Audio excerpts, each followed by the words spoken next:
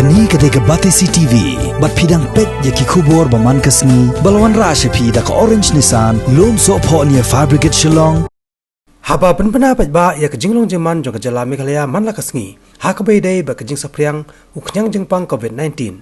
Menteri rang ba kejala Meghalaya Conrad Sangma, haba kerana kinong patai kubor, link ba ke mobile phone, haka katnyo trek matau bena yayong arhajar arpau, wala penpena, bahadu kani kasni kinong susnong kejala, kibala pendap, ya kejing patas kidon rus pa nyo pongot baro. Bat nakini, hadu balayo ya ke report, sanspa sapo wengot, kipen pau negatif, ne ki baklem ngat au kunyang jengpang COVID-19. Nri punyo ngot ki wepat dang up ya ke report, bat hadu kani kasni, tang prangot ki balatikana, ki balayo ya kunyang jengpang COVID-19.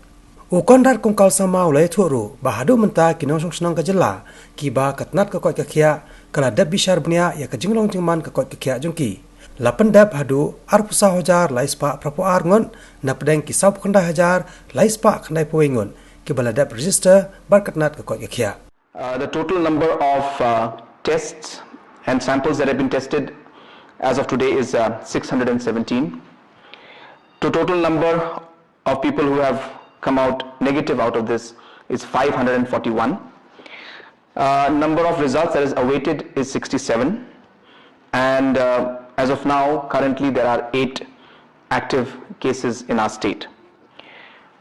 We have screened 24,382 people in total.